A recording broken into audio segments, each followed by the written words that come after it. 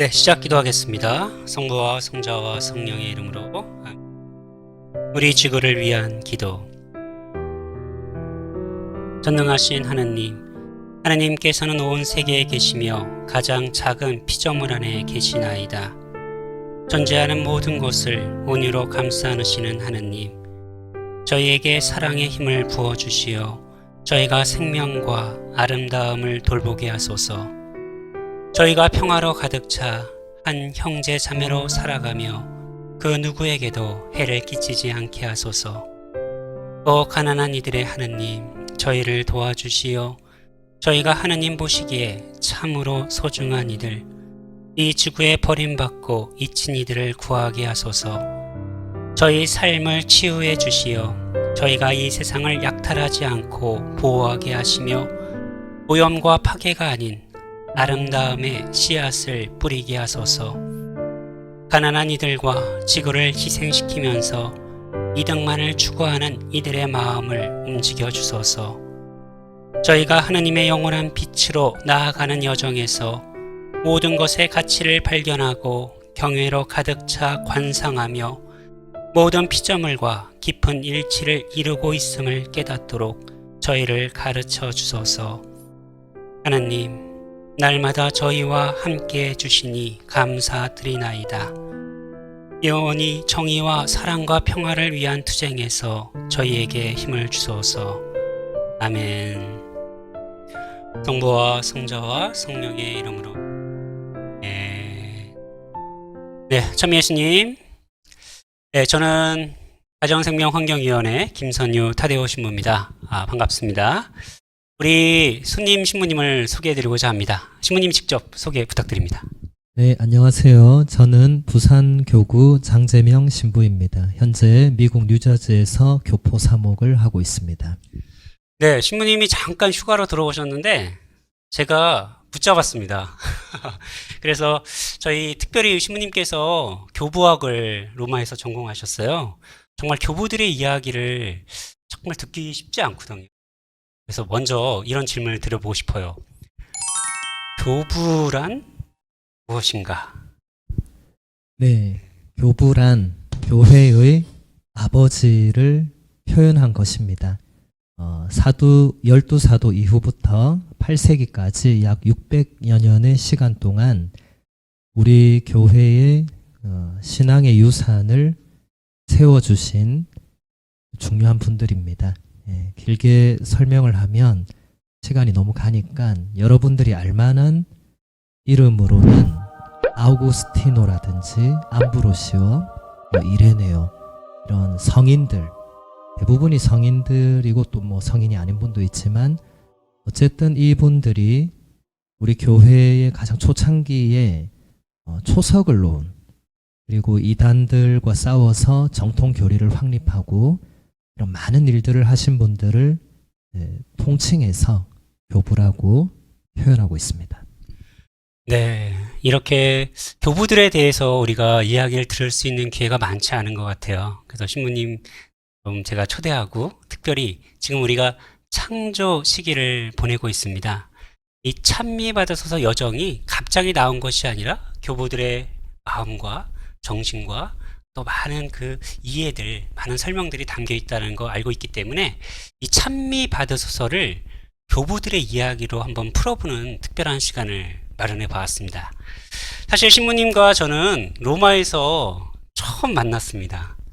제가 만났던 기억이 그 기차역에서 둘이 처음 만났던 걸로 기억합니다. 그때 김희태 신부라고 수원교구 교회법 전공한 신부랑 저희 셋이서 아시시를 여행했었어요.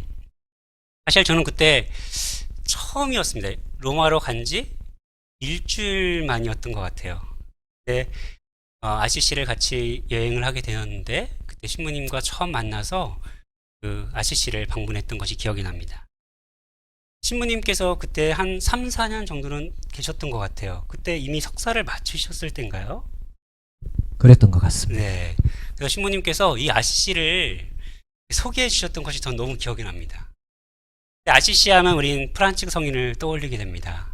그때 제가 신부님께 많은 설명을 들었는데 그때의 기억이 로마의 시작이었지만 제 늘 마음속에 있었어요. 신부님에게 프란치스코 성인은 어떤 분입니까? 라고 첫 번째 질문을 드리고 싶습니다. 네, 우리 김설료 신부님께서 로마 유학의 첫 걸음을 아시시에서 시작하신 것처럼 저도 사실은 로마 유학을 시작할 때 처음으로 간 성지가 아시시였습니다. 그리고 그 뒤로 7년의 유학 기간 동안 매달 거의 월피정을 하듯이 아시시를 가서 프란치스코 성인에게 힘과 도움과 정구를 청해서 유학 생활을 잘 할 수 있었던 특별한 곳입니다. 프란치스코 성인은 대부분 다 아시겠지만 정말 그 중세의 교회도 많이 어두운 시기였고 또 중세라는 이 시기 자체도 세계 역사적으로 볼 때 많이 어두운 시기였죠. 그때 프란치스코라는 성인이 정말 가난과 복음이라는 더 정확하게는 예수 그리스도와 가난과 복음 정말 이 몇 안 되는 이 단어들을 그냥 온몸과 자신의 삶으로 완전히 보여준 대단히 특별한 인물이죠. 그래서 지금 교황님께서도 당신의 이름을 프란치스코라고 명명하셨죠. 그래서 저에게는 매우 특별한 의미가 있고 한 가지만 그 얘기를 더 하자면 우리가 그때 프란치스코 대성당 2층을 제가 신부님께 소개해 드리면서 여기 프레스코화가 이렇게 있다고 29개의 그 프레스코화 거기서 저는 가장 제가 좋아하는 그림은 프란치스코 성인이 무너져가는 라테란 대성전을 그렇죠. 떠받들고 있는 그 그림. 저는 지금 그 그림에 대해서 뭐 많은 설명을 할 시간은 없지만 정말 교회를 바치는 그 힘, 그게 어디서 나올까? 결국 가난과 겸손에서 나온다는 것. 그게 우리 사제들이 또 모든 신자들이 지금도 추구해야 하는 그리고 지금 교황님께서 정말 멋지게 보여주고 계시는 모습이 아닐까 생각합니다. 네, 맞습니다. 그때 신부님께서 이 프레스코를 쫙 설명해 주시면서 정말 그 성인과 교회의 이야기들을 들어준 것이 기억이 납니다. 내가 벌써 몇 년이 지났지만 아직도 제 마음속에 계속 남아있는 것 같습니다. 사실 이 첫 번째 컨텐츠는 주제가 창조입니다. 찬미 받으소서는 하느님과 인간, 인간과 인간 간의 관계만이 아니라 하나님과 모든 피조물과의 관계 속으로 우리를 초대하고 있습니다. 그러면서 창조주 하느님을 우리에게 소환하는 것 같아요. 이 창조주 하느님에 대한 이야기를 이 첫 번째 컨텐츠로 나누고 싶습니다. 네, 지금 평신도들에게 받은 질문들이 있어요. 그 질문들 중에 한 가지를 먼저 드리고자 합니다. 하느님께서 아름답게 창조해 주신 이 세상이 여러 가지 경제 또는 사회 논리 속에서 파괴되고 있는 것을 바라보면서 많은 이들이 실망과 절망감을 느끼는 것 같습니다. 신앙인으로서 이를 어떻게 바라보고 또 어떻게 길을 찾아나갈 수 있을지 그런 질문을 드리고 싶습니다. 네, 먼저 창조의 본질적인 부분에 대해서 조금 말씀을 드려볼게요. 이 세상은 하느님의 뜻에 따라 창조가 되었고 하느님의 말씀이 어떤 허무한 상태, 무의 상태를 뚫고 나와서 세상이 존재하도록 만들었습니다. 그래서 바오로 사도는 콜로새서에서 이런 말을 합니다. 그분은 보이지 않는 하느님의 모상이시며 모든 피조물의 맞이이십니다. 만물이 그분 안에서 창조되었기 때문입니다. 하늘에 있는 것이든 땅에 있는 것이든 왕권이든 주권이든 권세든 권력이든 만물이 그분을 통하여 또 그분을 향하여 창조되었습니다. 그분께서는 만물에 앞서 계시고 만물은 그분 안에서 존속합니다. 이 말씀을 조금 풀어보면 모든 존재는 하느님과의 대화, 왜냐하면 말씀은 곧 서로 간의 어떤 대화의 가장 중요한 매개체가 되죠. 말을 주고 받는다는 것. 그래서 이 창조는 하느님과 인간 혹은 하느님과 피조물 전체가 맺고 있는 그 어떤 관계로 먼저 우리가 생각을 해야 됩니다. 하느님의 말씀은 살아있는 고유한 관계를 형성합니다. 한 처음에 창조주 하느님께서 무언가를 하시는 순간에 말씀이 되셨습니다. 요한복음서 1장 1절을 여러분들이 떠올려 보시면 1장 1절이 이렇게 되죠. 한 처음에 말씀이 계셨다. 말씀은 하느님과 함께 계셨는데 말씀은 하느님이셨다라고 하고 있죠. 예. 그래서 다시 말해서 하느님께서 당신 안에서 행하시는 어떤 내적인 커뮤니케이션이 이미 있었다. 이게 요한복음서 1장의 핵심이 됩니다. 그래서 창조된 모든 존재는 단순히 하느님께서 존재하도록 하신 어떤 것에 머무르지 않고 하느님께서 세우기를 원하시는 독특한 관계의 신비를 담고 있습니다. 이 본질 안에서 지금 질문하신 그런 부분들을 풀어나가는 것이 중요하다. 먼저 이런 말씀을 드리고 싶습니다. 네, 저도 너무나 공감하는 부분인데요. 특별히 이 창조를 얘기하는 데 있어서 이 말씀이라는 그 표현이 참 중요한 것 같아요. 아까 말씀하셨지만 말씀이 실제를 이렇게 보면 그런 표현도 너무 마음에 와닿습니다. 혹시 말씀에 대한 뭐 교부들의 이야기들을 조금 나눠줄 수 있을까요? 네, 말씀에 대해서 뭐 교부들은 너무 많은 말씀을 하셨죠. 그래서 여기 알렉산드리아의 클레멘스라는 교부는 이런 말을 했습니다. 말씀이 그 안에 살아있고 말씀의 형상을 보존하며 하느님과 유사하게 된 인간은 참으로 아름답다. 그러니까 존재의 근원에는 하느님의 말씀이 반드시 있고 네. 그렇게 해서 창조된 모든 존재는 하느님을 표현하는데 인간은 창조의 정점이자 완성이죠.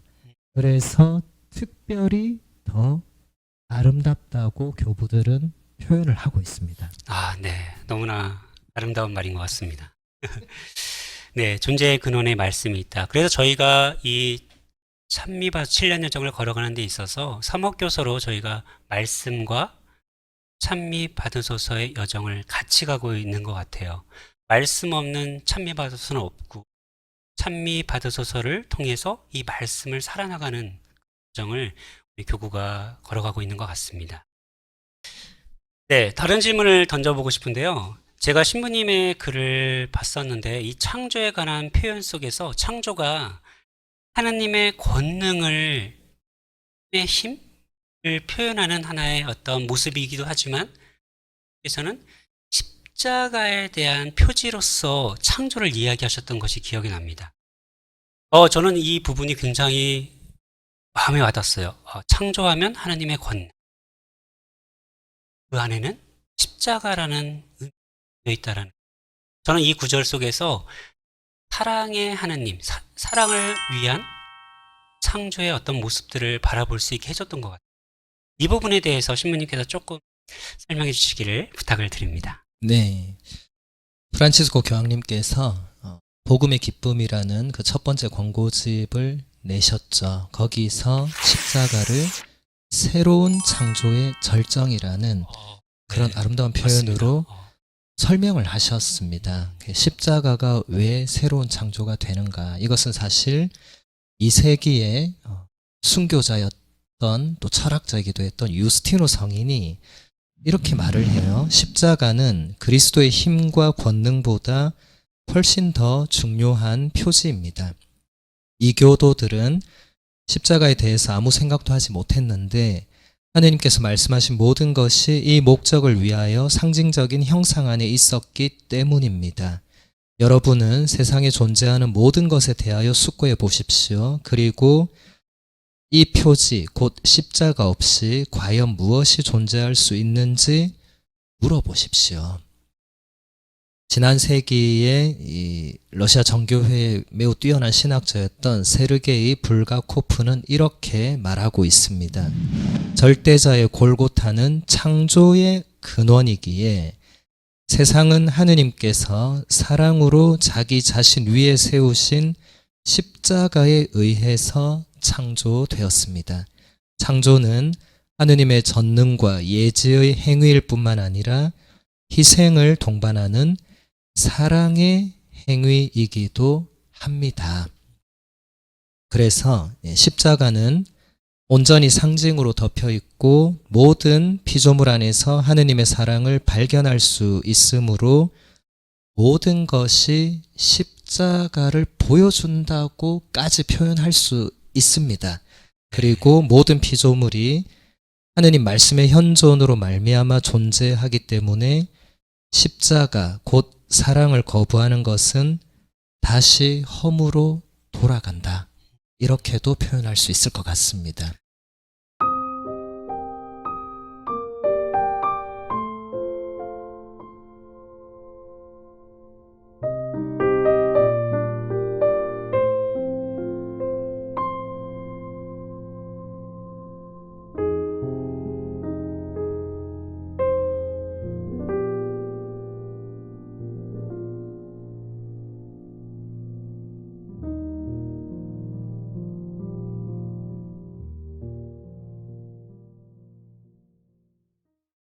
네. 혹시 뭐 질문 또 이렇게 자유롭게 좀 받고 있는데요. 혹시 질문 있으시면 네, 부탁드립니다. 이 창조된 모든 존재는 어떻게든 하느님을 표현한다고 하셨는데 어떻게든 표현한다의 예시는 무엇이 있나요? 그리고 신자가 아닌 분들, 하느님을 믿지 않는 분들도 자신이 모르는 순간에 하느님을 표현한다는 건가요? 네, 아주 예리한 질문이네요. 어떻게든이라는 이 수식어는 창조된 모든 존재가 일단 다양하다는 것을 전제하기 때문에 그렇습니다. 그러니까 피조물은 각자의 고유한 본성이 있죠. 그 고유한 본성이 어떻게든지 하느님의 그 선하심, 금방 김시문이 말씀하신 하느님의 그 사랑, 그런 하느님의 어떤 속성, 하느님의 뜻, 이런 것을 각자의 방식으로 드러낸다. 그게 제가 조금 싸잡아서 어떻게든 표현한다라고 한 것입니다. 그러니까 그 고유함을 말한 것으로 이해하시면 되겠고, 비신자도 하느님의 사랑을 당연히 표현할 수 있죠. 왜냐하면 창세기 1장 26절에 보면 하느님께서 인간을 창조하실 때 특별히 다른 피조물을 창조하실 때는 명령형만을 사용하셨지만 인간을 창조하실 때는 명령형을 쓰지도 않으셨고 뭔가 여러 명이 함께 논의를 하면서 우리와 비슷하게 우리의 모습으로 인간을 만들자라는 권유형으로 인간을 창조하시거든요. 그래서 우리가 인간을 하느님의 모상이다. 라틴어로 이마고 데이라고 하는, 그래서 인간은 어떻게든지 하느님을 드러내 줍니다. 그가 비신자라 하더라도 하느님께서 처음부터 신자 비신자를 구분해서 창조하지 않으셨기 때문에 인간은 그 자체로 하느님 창조물의 가장 완성이고 정점이 됩니다. 그래서 많은 교부들은 인간이 창조의 이 정점이라는 것에 굉장한 포인트를 두고 인간을 정말 좋게 설명하거든요. 물론 인간이 악하고 좋지 않은 모습들, 그리고 그 결과로 나타나는 이 생태 환경 파괴 이런 것, 아까 첫 번째 질문에 이어지는 모든 것들은 하느님의 뜻과 반대되는 쪽으로 인간이 생각하고 말하고 행동했을 때 그 결과물들인 것이고, 또 비신자라도 하느님의 모상은 그대로 지니고 있습니다. 그것은 신자만 지니고 비신자가 못 지니고, 이것은 전혀 가톨릭 교리와 맞지 않고요.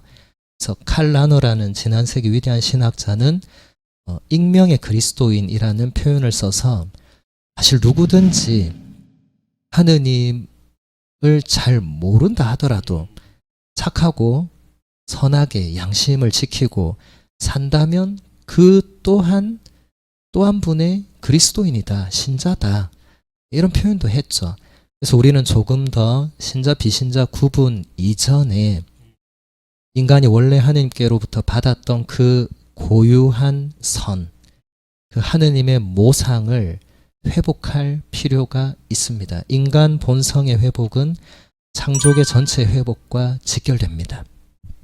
네. 네. 너무 잘 들었습니다. 그러면서 저도 갑자기 질문이 생겼습니다.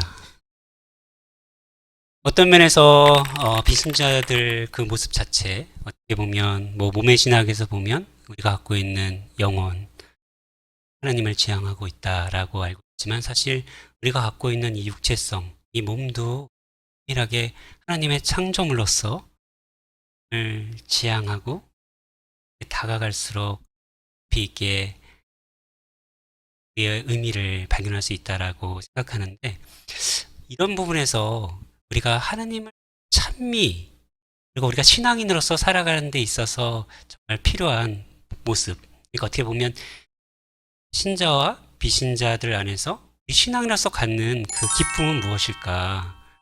굳이 왜 우리는 그러면 하나님을 굳이 찬양을 해야 되는가? 우린 더 믿어야 하는가? 라는 부분에서 이상하지만 그냥 갑자기 그런 생각이 들었습니다. 우리가 신앙인으로 산다는 것에 대한 기쁨은 무엇인가? 네, 신앙인의 기쁨. 제가 로마 유학할 때 기쁨이 없어서 자주 술을 먹었는데 우리 김 신부님과 함께 네, 자주 네. 술을 아이고, 먹으면서 네. 그런 얘기는 하지 기쁨을 마시고요. 찾으려고 했었죠. 그때 프란시스코 교황님께서 나폴리라는 그 아름다운 항구 도시를 가셔서 이 부분을 설명을 하신 적이 있습니다. 기쁨에 대해서. 네. 프란시스코 교황님이 뭐라고 하셨냐면, 당신은 항상 기쁘다고, 80년 동안 기쁘게 살았고 지금도 기쁘고 앞으로도 기쁠 것이라고, 그 이유를 이제 설명을 하겠다고, 그러면서 설명해 준 이유가 한 줄이었어요. 네. 하느님께서 나에게 언제나 성실하시기 때문에 나는 기쁩니다, 이렇게 네. 말씀하셨어요.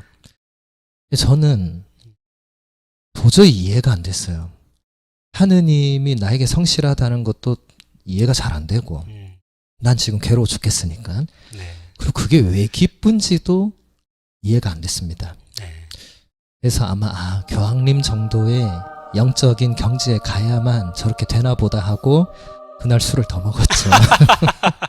그런데 어느 네, 날 맞습니다. 네. 우리 기숙사에서 음. 묵주기도를 같이 공동으로 드리는데, 어떤 신부님이 묵주기도 이제 인트로 부분에서 이런 기도를 했어요. 하느님 감사합니다. 하느님께서는 제가 아무리 죄를 지어도, 제가 아무리 당신을 모른 척해도, 제가 아무리 당신을 떠나 있고 나쁘게 하고 이렇게 해도 언제나 제 곁에 계셔 주시고 제가 돌아오면 언제나 용서해 주시고, 이런 취지로, 그래서 감사합니다, 이렇게 기도를 했는데, 그 순간에 프란치스코 교황님 말씀하신 하느님의 성실하심, 이게 딱 떠올랐어요. 아, 하느님께서 나에게 성실하다는 게 지금 저 의미구나. 우리가 생각해보면 세상적으로도 이렇게 친한 친구, 내가 정말 믿을 수 있고, 내가 언제나 의지할 수 있고, 내가 언제나 찾아갈 수 있고, 술 한잔 할 수 있는 친구가 있다면 나의 기쁨입니다. 그 친구의 존재 자체가.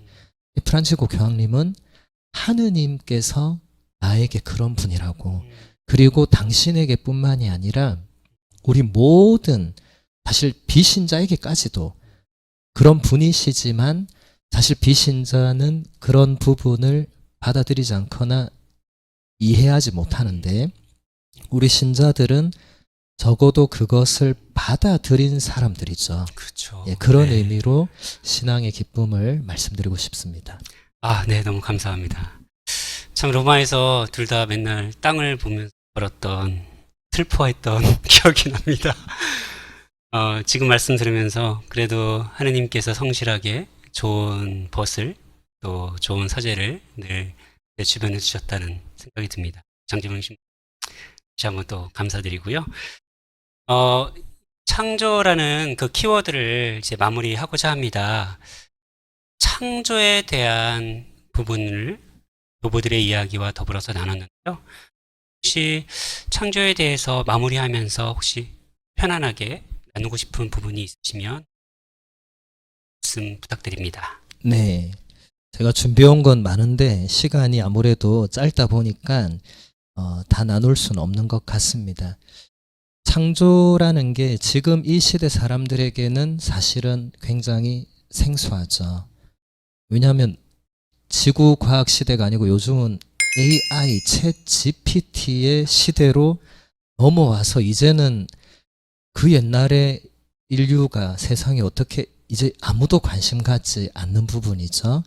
그런데 우리 신앙인들에게는 이게 여전히 본질적이고 중요한 물음입니다. 왜냐하면 우리가 한 번씩 예전에 어느 그룹 가수가 난 누군가 또 여긴 어딘가 이런 질문을 자기 노래에 던졌어요. 굉장히 획기적인 질문이었어요. 사람들이 한 번씩은 이런 철학적인 질문을 던질 수 있을 것 같아요. 나는 누군가 그렇죠. 또 여긴 어딘가 나는 왜 사는가 이런 철학적 질문들. 근데 창조는 이런 질문들의 가장 근본 바탕이 될 수 있는 나는 누군가 할 때 내가 어디서부터 왔나를 결국 묻는 거거든요. 나의 근원. 물론 우리가 나의 근원을 아버지, 어머니, 할아버지, 할머니, 증조, 고조 쭉 올라가서 결국 우리는 그 정점에는 하느님이 계시다고 믿는 사람들이고 전혀 신앙을 갖지 않은 분들은 그 정점에 빅뱅이 있다. 혹은 잘 모르겠다. 그게 뭐 중요하냐. 이렇게 그냥 생각하는 두 부류가 있을 수 있겠죠. 근데 우리는 적어도 나의 존재의 근원은 물론 부모님이시지만 그 부모님을 넘어서서 거슬러 계속 올라갈 때 최종적인 원정점이 하느님이시다는 그 믿음으로 살고 있는 사람들이고 그 믿음을 이제 살아내기 위해서 우리가 이런 많은 여정들 또 지금 이 지구 생태계의 지금 엄청난 환경 파괴의 결과들을 우리가 날마다 너무나 심각하게 뉴스나 언론을 통해서 보고 있는데 그것도 사실은 근본 바탕에는 이 창조가 있느냐 없느냐가 사실 결정적이거든요. 네. 그렇게 생각해 볼 수 있겠네요. 창조에 대한 어떤 이해와 관념이 있는 것과 그 없음에 대해 피조물을 이 세상을 대하는 태도가 분명히 달라질 것 같다는 생각이 듭니다.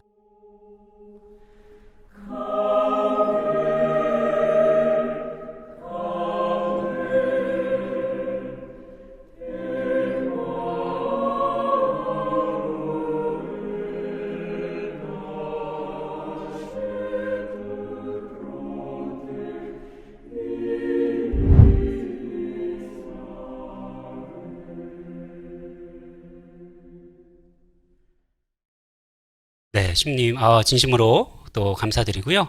이 창조에 대한 컨텐츠는 사실 굉장히 많은 화두를 갖고 이야기를 나눌 수 있을 것 같아요.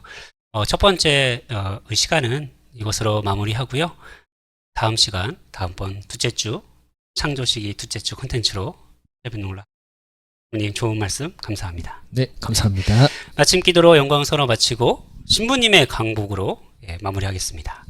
성부와 성자와 성령의 이름으로 아멘. 영광이 성부와 성자와 성령께 그와 같이 이제와 항상 영원히 아멘. 주님께서 여러분과 함께